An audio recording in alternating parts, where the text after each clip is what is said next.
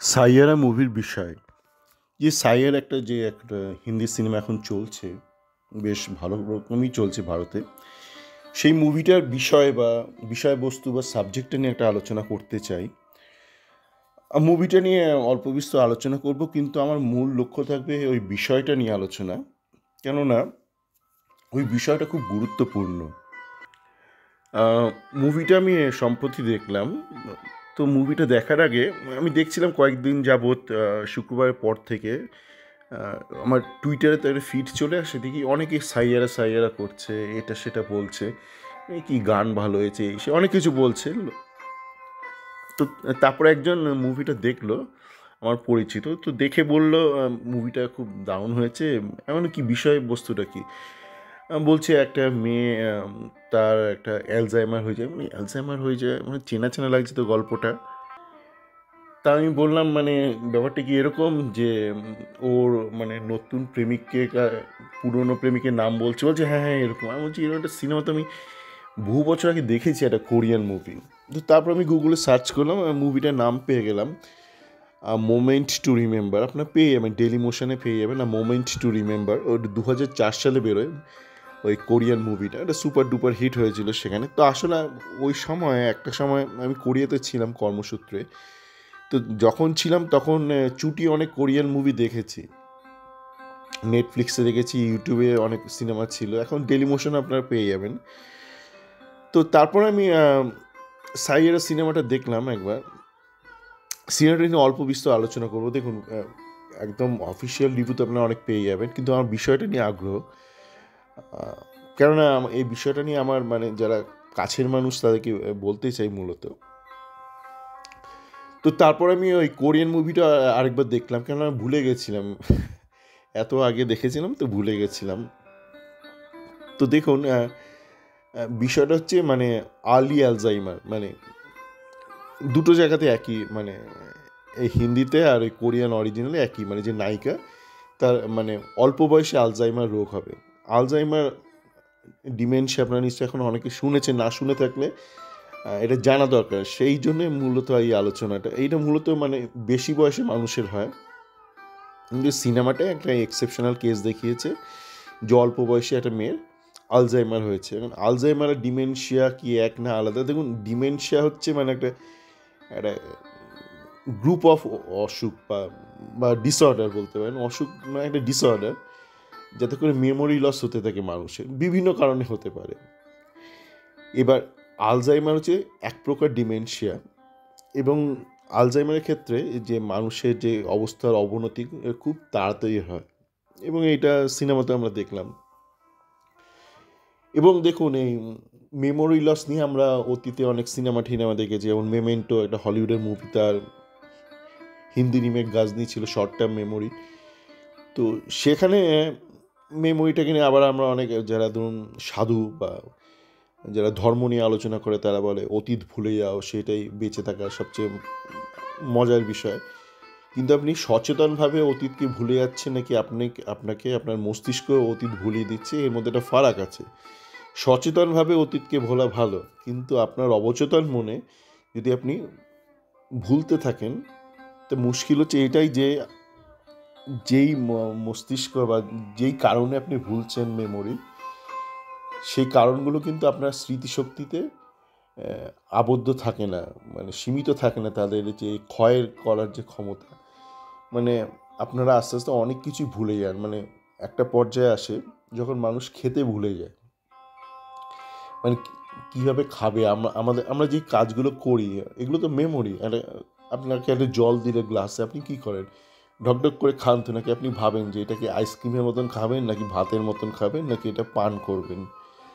আপনি এটা পান করেন, মানে আপনার কাছে একটা মেমোরি আছে। তো একটা সময় আসে, এই কন্ট্রোলগুলো, এই ব্যাপারগুলো মানুষ ভুলে যায়।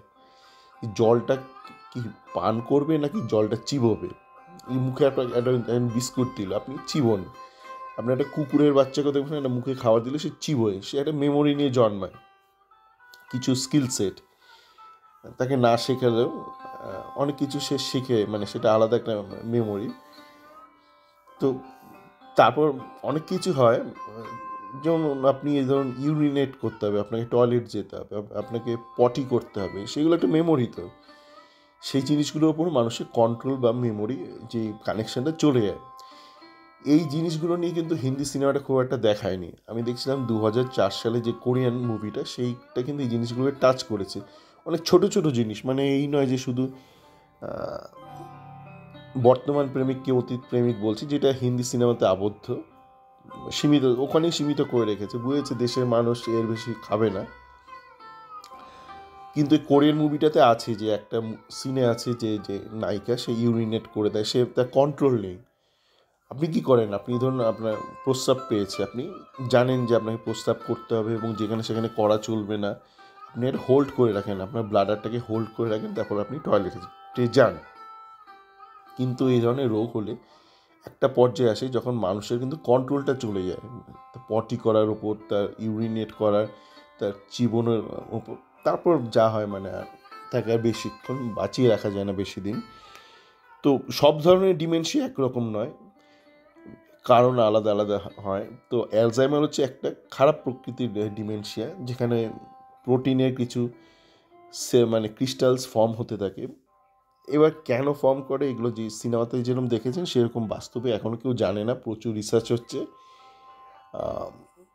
ফান্ডিং এখন ভালোই রয়েছে, কেননা এটা বয়স্কদের মধ্যে তো খুবই সমস্যাটা রয়েছে। দেখুন, এটা নিয়ে প্রথমে জানাটা দরকার, সেই জন্য একটা সাধুবাদ দেব হিন্দি সিনেমার প্রযোজককে।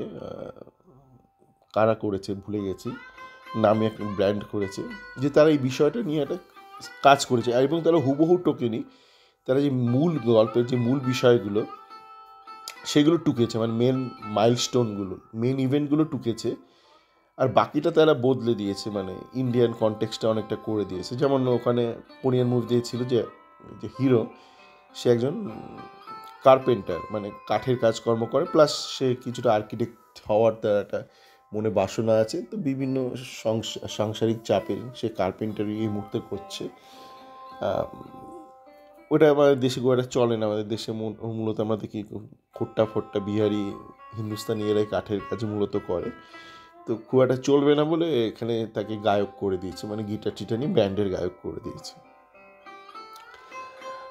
এই মূল যা চেঞ্জ ঘটনাগুলো, কিন্তু মেন ঘটনাগুলো ধরে রেখেছে, তার ভিত্তিতে নতুন করে এটা ভারতের কনটেক্সটে কিছু ঘটনা বানিয়েছে, আর ওই সূক্ষ্ম ব্যাপারগুলো দেয়নি যেগুলো কোরিয়ান মুভিটাতে রয়েছে, কিন্তু মানে প্রচুর নেই, কিন্তু তবুও কিছুটা রয়েছে।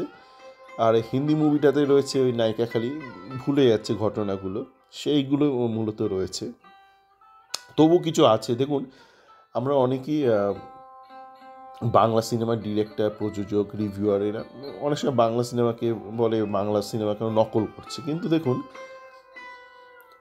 বলিউডকে যেটাকে আমরা খুব মনে করি ইন্ডিয়ার এলিট, তারা কিন্তু মূলত যারা বড় বড় বাজেটের সিনেমা হয় সবগুলোই কপি করে, কপি করে এগুলো রিফাইন করে। আর আমরা তো বাংলা নাটকও শেক্সপিয়ারের এত নকল করছি, বা আপনি আপনার মতো অ্যাডাপ্ট করছেন, তো তাতে খারাপ কিছু নেই, ঠিকঠাক করে করলেই হলো। আর সবচেয়ে বড় ব্যাপার, আপনারা যদি এই ধরনের সিনেমাগুলো দেখেন, কোরিয়ান মুভিটাই দেখবেন, খুব খুব বেশি যে পয়সা খরচ করেছে তা নয়। শুধু এই যুক্তিটাও খাটে না বাংলা সিনেমার ক্ষেত্রে যে বাজেটের অভাবে ভালো সিনেমা তৈরি করতে পারছি না। তো যে বিষয়টা বলার ছিল যে ডিমেনশিয়া বা অ্যালজাইমার, এগুলো মূলত বয়স্ক লোকের হয়, অল্প বয়সীদের কম হয়। মানে অল্প বয়সীদের হলে তো বলে দিল জেনেটিক কারণে, আমি ঠিক জানি না ঠিক জেনেটিক কারণে হয় কি না, কিন্তু কিছু কিছু জিনিস করলে এগুলো পসিবিলিটি কমানো যায়, সেটাই আমার বলার মূল লক্ষ্য, যে কী কী করলে কমানো যায়। আমরা দেখবেন আজকাল অনেকেই, মানে অনেক বয়স্ক মানুষ এই ডিমেনশিয়াতে ভুগছে, আর খারাপ প্রকার ডিমেনশিয়া হলে তো খুবই তাড়াতাড়ি তাদের অবস্থা খারাপ হয়ে যায়। তো এইগুলো আটকানোর উপায় কী? দেখুন, আগে যেটা ছিল আমাদের সমাজে, মানুষের অতটা বিলাসিতা ছিল না বেশিরভাগ মানুষের, তো মানুষকে অনেকটা স্ট্রাগলের মধ্যে দিয়ে বেঁচে থাকতে হতো। এখন অনেকের হাতে অনেক পয়সা অর্থ চলে এসছে, তো তারা ভাবে আমি 60 বছরের বাদে, সে যদি চাকরি করে কোথাও, আমি 60 বছরের বাদে কোনো কাজ করবো না, পায়ের ওপর পা তুলে বসে থাকবো। তো এটাই কিন্তু মানে আপনি মানে খাল কেটে কুমির নিয়ে আসছেন, এই ডিমেনশিয়াকে আপনি কিন্তু এখানেই খাল কেটে কুমির নিয়ে আসছেন। কেননা বিদেশে মানুষকে নিজের কাজ নিজেকেই করতে হয়, বেশিরভাগ মানুষকেই। বাসন মাজা থেকে শুরু করে কাপড় কাচা, সে আপনি ওয়াশিং মেশিনে করুন না যাই করুন, আপনাকে করতে হয়। ভারতের মতন ওই নয় যে প্লাস যারা ড্রাইভিং করে নিজের ড্রাইভিং নিজেকেই করতে হয়, টুকটাক বাড়ির কাজ নিজেকেই করতে হয়। কিন্তু আমাদের দেশে মানুষের একটু পয়সা থাকলে সমস্ত কিছুর জন্য লোক আছে। আপনার কাঠের লোক আছে, দেয়ালে পেরেক মারার লোক আছে, কাপড় কাচার লোক আছে, বাসন মাজার লোক আছে, রান্না করার লোক আছে। আপনি শুধু মানে ওই ইলেকট্রিক বিল এইগুলো দিয়েই খালাস। না, ইন্ডিয়াতে অনেক সমস্যা আছেই। যেখানে ধরুন বিদেশে একটা ইলেকট্রিক বিল আপনি হয়তো দিয়ে দিলেন, আপনার হয়তো 5 মিনিট, সেখানে ইন্ডিয়াতে হয়তো 2-3 ঘন্টা লাগে। তো এমন নয় যে সময় বাঁচে, কিন্তু অনেক আজে বাজে কাজ করতে অনেক বেশি সময় লেগে যায় ভারতবর্ষে। তো সেই জন্যই মানে বিদেশে ব্যাপারটা সম্ভব যে আপনি সমস্ত কাজ করলেন তবুও আপনার হাতে অঢেল সময়। কিন্তু এখন যেটা বলছিলাম যে আমাদের দেশে এখন যেহেতু অনেক মানুষের হাতে অনেক অর্থ এসছে, সন্তানদের হাতে অনেক অর্থ এসছে, তো অনেক বাবা মা ভাবে আমি রিটায়ার করে গেলাম, এবার ছেলের বা মেয়ের টাকায় বাকি জীবন আরামসে কাটাবো। এই যদি আপনি ভাবেন না, আপনি কিন্তু ওই ডেকে নিয়ে আসবেন। ডিমেনশিয়া বলুন, আলজাইমার বলুন, পরবর্তীকালে যে পার্কিনসন হয়, এগুলো ডেকে নিয়ে আসবেন। তো আপনাকে কিন্তু সচেতন হতে হবে। দেখুন, আপনি যাই করুন, আপনি তো অনন্তকাল বাঁচবেন না, কিন্তু এই ধরনের রোগগুলো হলে না মানে আপনার যে শেষ জীবনে যে বাঁচাটা, সে আপনি যত বছরই বাঁচুন, সেগুলো হচ্ছে কুকুরের থেকেও অধম বাঁচা হবে এই বাচ্চাটা। তো সেই জন্য আপনাকে কিন্তু অ্যাক্টিভ থাকতে হবে, টোটাল অ্যাক্টিভ থাকতে হবে সারা জীবন, মানে ফিজিক্যালি এবং মেন্টালি অ্যাক্টিভ থাকতে হবে। মানে আমি এতক্ষণ বলে গেলাম ফিজিক্যাল অ্যাক্টিভিটির কথা, তো ফিজিক্যাল হলো, কিন্তু শুধু ফিজিক্যাল হলে হবে না, আপনাকে মেন্টালিও অ্যাক্টিভ থাকতে হবে। আপনি যেই কাজই করুন না, আপনি অফিসে কেরানি হলেও আপনাকে কিন্তু এমন কিছু কাজ করতে হবে যেখানে আপনার মস্তিষ্কর ব্যবহার হয়, নয়তো আপনার শরীর থাকবে, আপনার মাথাটা বসে যাবে। বাই দ্য ওয়ে, সিনেমার আপনারা অনেকেই দেখলাম খুব মানে খুশি অ্যাক্টিং দেখে যে হিরো হিরোইনের। তাই আমি বলবো খুব একটা খারাপ কাজ করেনি। ওই আহান পান্ডে, ও বোধহয় চাঙ্কি পান্ডে বোধহয় ভাইপো বা কেউ একটা হবে, আর ওই মেয়েটা অনিত কি একটা যেন নাম। আমি ভাবছিলাম দুটো ছেলে মেয়ে গেল কই। কাস্টিং দেখছিলাম এই অডিওটা করার আগে, মেয়েটার নাম জানা অনিত, মেয়েটার নাম কই। তারপর দেখলাম পাঞ্জাবি। আসলে পাঞ্জাবিতে না এরকম কুলজিৎ মানে অনেক নাম হয় যেগুলো নিউট্রাল জেন্ডার, মানে ছেলেদেরও এক নাম হয়, মেয়েদেরও এক নাম হয়।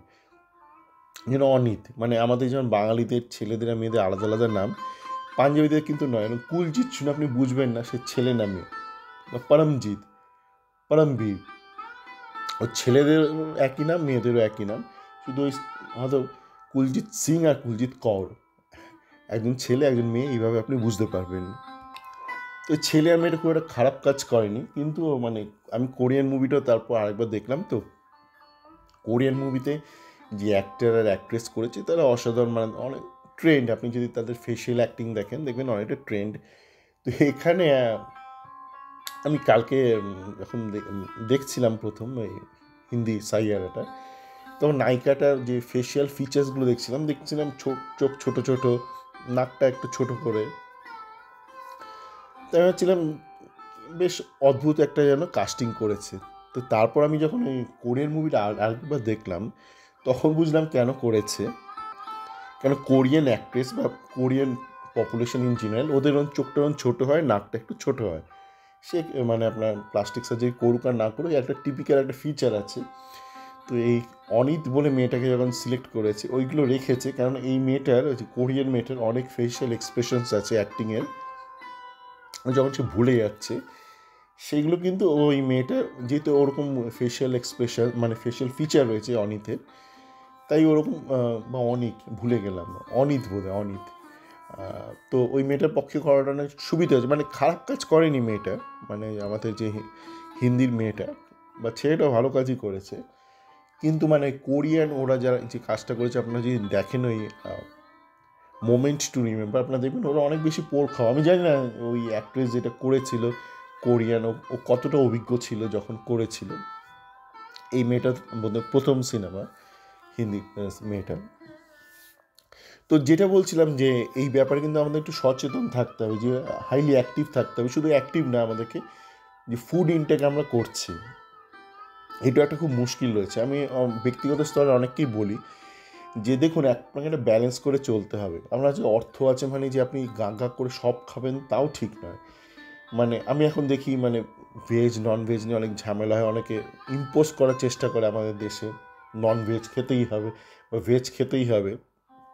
একটু ব্যালেন্স করে চলবে, মানে একদম আপনাকে গরুর মতন ভেজ খেতে হবে না, ওটা গুজরাটি ওরা করুক। আবার আপনি কিন্তু একদম বাঘের মতন অতটাও ননভেজ খাবেন না, মানে সারাক্ষণ ননভেজ খাচ্ছেন, কোনো ব্যালেন্স নেই, তাতে ভেজের পরিমাণ খুব কম, তাহলে কিন্তু আপনার নিউট্রিশনটা গণ্ডগোল হবে। শুধু তাই নয়, আপনি যেই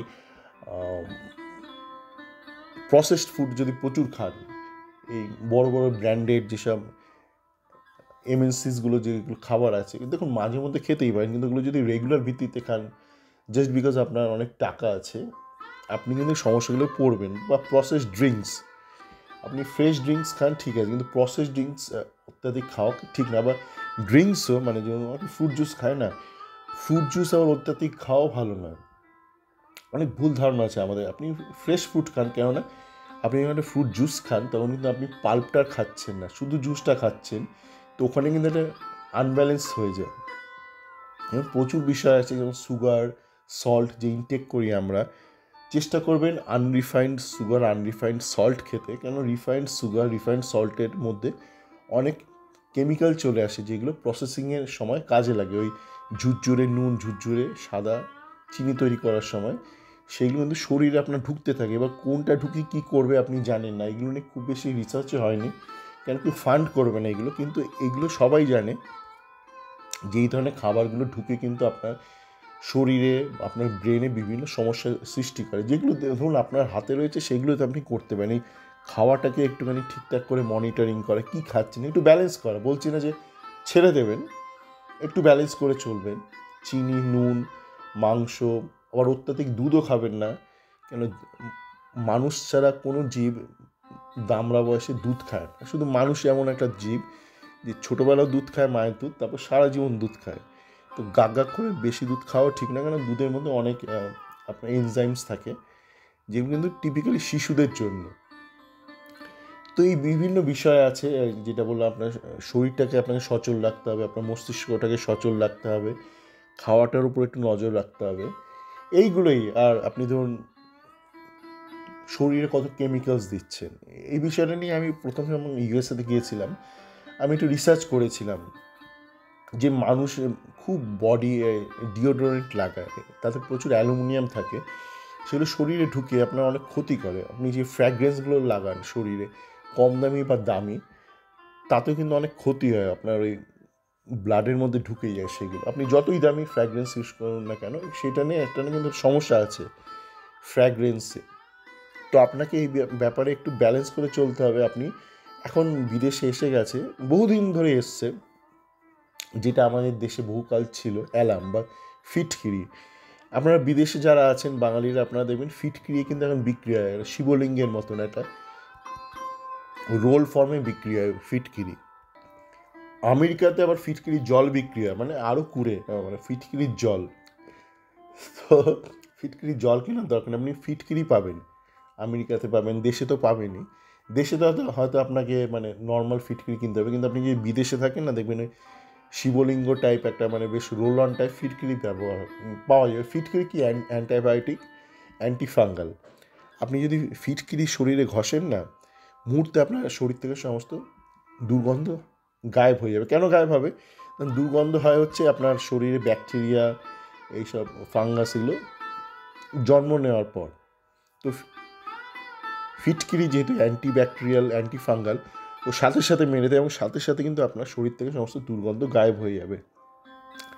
তো এই ব্যাপারগুলো একটু নজর রাখতে হবে। আর সিনেমাটা নিয়ে দেখুন, আমি তো আবার শুরুতেই বলেছি, সিনেমার বিষয়টা নিয়ে আমার আলোচনা করার ইচ্ছে ছিল, কারণ বিষয়টা আমার আলোচনা করা হয়নি, হয়তো ব্যক্তিগত স্তরে অল্প কিছু বন্ধুবান্ধবের সাথে আলোচনা করেছি, কিন্তু এই বিষয়টা খুব গুরুত্বপূর্ণ। এবং আবার আমি ধন্যবাদ জানাবো যে প্রডিউসারকে, যে এই বিষয়টা নিয়ে একটা সিনেমা করার জন্য। সিনেমা যেরকমই হোক না কেন, গানটা শুনছি অনেকে খুব ভালো লেগেছে। আমি জানি না অরিজিৎ সিংকে বোধহয় এরা গাওয়ায় না, কিন্তু ওই ধরনের গান টিপিক্যাল ওই অরিজিৎ সিং টাইপ গান, ওগুলো অরিজিৎ সিংই মোটামুটি ভালো গেয়ে দেয়। তো যাকগে গানটা মনে হয় অনেকের ভালো লেগেছে। যাকগে সিনেমা যেমনই হোক, সিনেমা চলছে, আর আশা করি মানে মানুষ যেন বিষয়টা নিয়ে একটু ভাবে। আপনার অনেকেই হয়তো নায়িকাকে ভালো লেগেছে, একটু কোরিয়ান কোরিয়ান দেখতে নায়িকা ভালো কাজ করেছে প্রথম সিনেমা হিসেবে। অতীতে যত মানে আপনার ভাগ্যশ্রী থেকে শুরু করে জুহি চাওলা, যাদের ফার্স্ট সিনেমা হিট, তারা যেরকম অভিনয় করেছে তার থেকে তো অনেক বেশি ভালো এবং স্ট্যান্ডার্ড অভিনয় করেছে এই মেয়েটা, অনিত বলে মেয়েটা, অনিত পাড্ডা না কি যেন নাম। তো আপনারা দেখতে পারেন সিনেমা যতবার ইচ্ছে দেখুন, কিন্তু বিষয়টা নিয়ে একটু ভাববেন এবং সেই অনুযায়ী একটু কাজ করলে মনে খুব ভালো হবে। তো এইটা আমি আমার প্ল্যাটফর্মে শেয়ার করবো না, কেননা এখানে ফুটবলের কোনো বিষয় নেই। তো এইটা আমি ওই ইউটিউবে যেখানে আপলোড করে রাখি অডিওগুলো, সেখানে আপলোড করে রাখবো। সকলে ভালো থাকবেন।